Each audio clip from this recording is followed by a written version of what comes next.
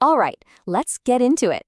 If you're a Honda owner, you might have run into this little mystery, the dreaded P1129 error code. So today, we're going to put on our detective hats and crack this case wide open. You know the feeling, right? You're just cruising along, minding your own business, and then boom, that little orange light pops up on your dash. Your heart kind of sinks. But hey, don't panic. That check engine light isn't just a problem. It's actually the first clue in a little mystery we're about to solve. Okay, so you grab your code reader, you plug it in, and it gives you this, P1129. And the official super technical definition: manifold absolute pressure sensor output is 36 kPa or more for at least 2 seconds. Yeah, unless you're an automotive engineer, that probably means absolutely nothing to you. It just sounds like a bunch of jargon, right? So let's break that down into plain English. All it really means is that your engine's brain, the computer, is getting a really confusing signal about air pressure.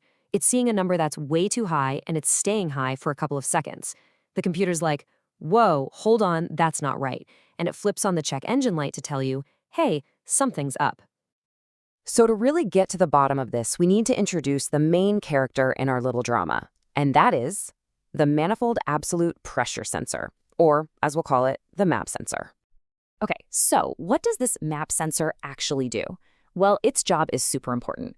Think of it as a weather reporter, but for your engine. It's constantly measuring the air pressure inside the engine's intake manifold and reporting that info back to the car's computer. The computer then uses that data to figure out exactly how much fuel to add and when to spark the spark plugs. So yeah, it's a pretty crucial messenger. All right, so we know what the code means, and we've met our key player, the MAP sensor. Now the real investigation begins. We've got 4 usual suspects, the most common things that cause this P1129 code to pop up. So here they are, our lineup of culprits. We're going to look at vacuum leaks, then some bad electrical connections, the possibility that the sensor itself is just faulty, and even dirty fuel injectors could be the bad guy here.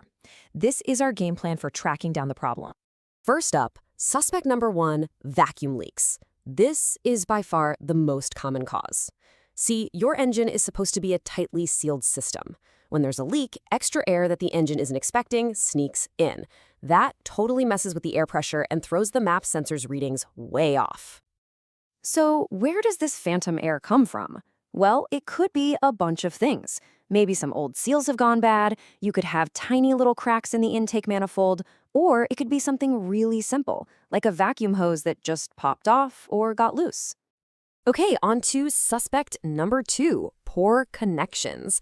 This is basically a communication problem. The MAP sensor could be doing its job perfectly, but if the message it's sending gets garbled on the way to the engine's computer, then you're still going to have an issue. It's kind of like having a bad cell signal, The message gets all broken up. You could have corrosion or just a loose wire on the plug at the sensor, or even at the other end where it plugs into the car's computer, the PCM. That bad connection messes up the signal, and the computer ends up hearing a pressure that isn't really there. All right, suspect number 3. Sometimes, the answer is the most obvious one. The MAP sensor itself might just be faulty. The part itself has failed. I mean, these things aren't built to last forever. After years of heat and vibration and just general wear and tear, they can give up the ghost. It might just be that the sensor has reached the end of its life. And now for our last suspect, and this one's a little different. It's kind of the surprise twist in our story. We're not even looking at the air system anymore. We're looking at the fuel system. We're talking about dirty or bad fuel injectors.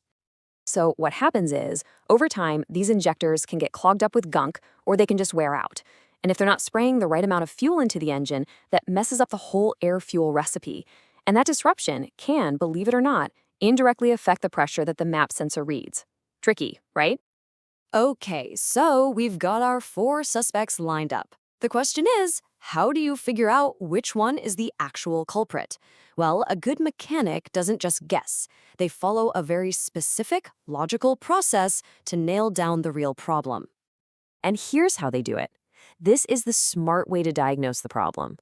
First, you save the freeze frame data. That's like a snapshot of everything your engine was doing the exact moment the light came on. Super useful. Then, you start hunting for leaks.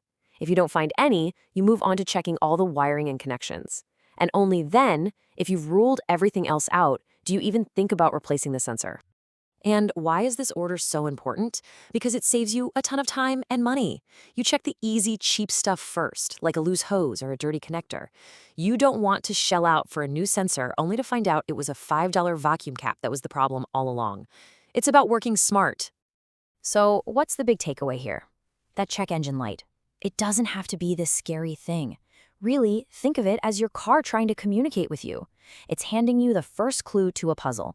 And when you solve it, you don't just fix a problem, you get to understand that amazing machine you drive every single day just a little bit better.